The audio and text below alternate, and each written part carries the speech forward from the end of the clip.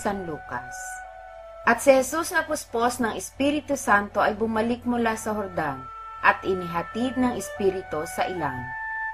Sa loob ng 40 araw na tinutokso ng dyablo, at hindi siya kumain ng anuman ng mga araw na yaon, at nang maganap ang mga yaon ay nagutom siya.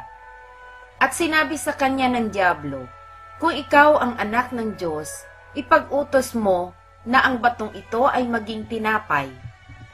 At sinagot siya ni Jesus, "Nasusulat, hindi sa tinapay lamang mabubuhay ang tao."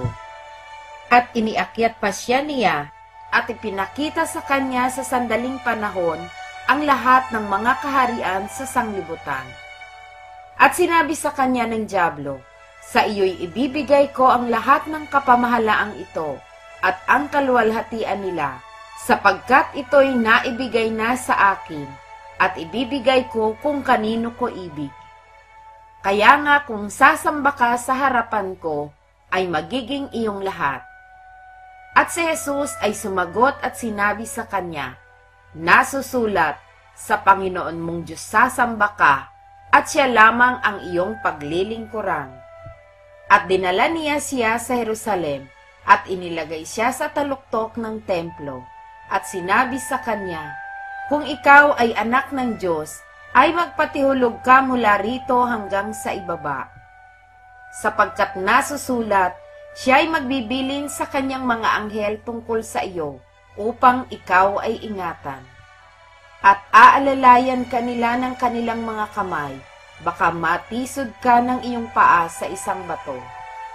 At pagsagot ni Jesus ay sinabi sa kanya, "Nasasabi, huwag mong tutuksuhin ang Panginoon mong Diyos." At nang matapos ng dyablo ang lahat ng pagtukso, ay hiniwalayan siya niya ng ilang panahon.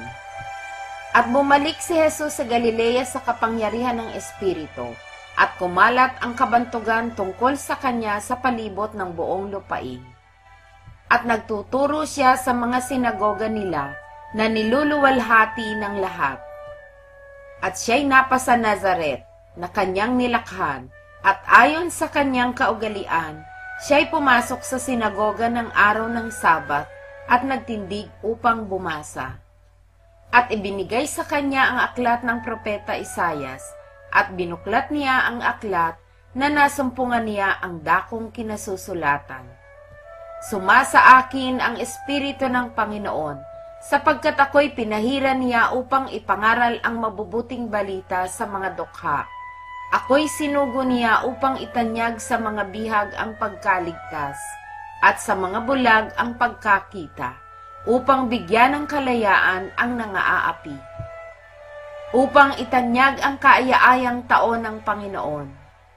At binalumbon niya ang aklat at isinauli sa naglilingkod at naupo, at ang mga mata ng lahat ng nanga sa sinagoga ay nangakatitig sa kanya. At siya'y nagpasimulang magsabi sa kanila, "Ngayoy naganap ang kasulatang ito sa inyong mga pakinig." At siya'y pinatotohanan ng lahat, at nangagtataka sa mga salita ng biyaya na lumalabas sa kanyang bibig. At sinabi nila, "Hindi baga ito ang anak ni Jose?" At sinabi niya sa kanila, "Walang salang sasabihin ninyo sa akin itong talinhaga, manggagamot, gamutin mo ang iyong sarili. Ang anumang aming narinig na ginawa sa Kapernaum, ay gawin mo naman dito sa iyong lupain." At sinabi niya, "Katotohanang sinasabi ko sa inyo, walang propetang kinalulugdan sa kanyang tinubuang lupa.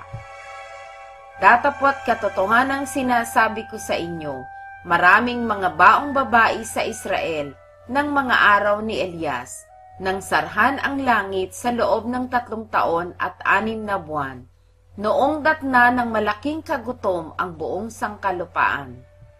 At sa kanino man sa kanila ay hindi sinugo si Elias, kundi sa Sarepta, sa lupa ng Sidon, sa isang babaeng bao. At maraming ketongin sa Israel ng panahon ni Eliseo na propeta, at sino man sa kanila ay hindi nilinis, kundi lamang sina Aman na siro. At nangapuspos ng galit ang lahat ng nanga sa sinagoga, sa pagkarinig nila ng mga bagay na ito. At sila'y nagsitindig at ipinagtabuyan siya sa labas ng bayan at dinala siya hanggang sa ibabaw ng taluktok ng gulod na kinatatayuan ng kanilang bayan upang siya'y maibulid nila ng patiwarik. Datapwat pagdaraan niya sa gitna nila ay umaon ng kaniyang lakad. At siya'y bumaba sa Capernaum na isang bayan ng Galilea at sila'y tinuruan niya sa araw ng Sabat. At nangagtaka sila sa kanyang aral sapagkat may kapamahalaan ang kanyang salita. At sa sinagoga ay may isang lalaki na may espiritu ng karumal-dumal na demonyo at siya'y sumigaw ng malakas na tinig. "Ah, anong mayroon kami sa iyo, Jesus, ikaw na Nazareno? Naparito ka baga upang kami iyong puksain? Nakikilala ko ikaw kung sino ka, ang banal ng Diyos." At sinaway siya ni Jesus na sinasabi, "Tumahimik ka at lumabas ka sa kanya." At nang siya'y mailugmok ng demonyo sa gitna, ay lumabas siya sa kanya na hindi siya sinaktan.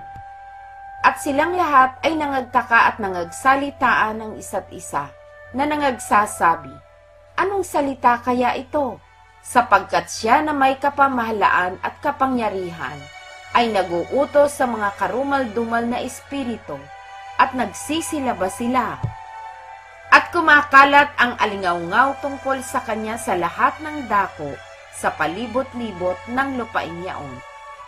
At siya'y nagtindig sa sinagoga at pumasok sa bahay ni Simon at nilalagnat na mainam ang biyanang babae ni Simon at siya'y kanilang ipinamanhik sa kanya.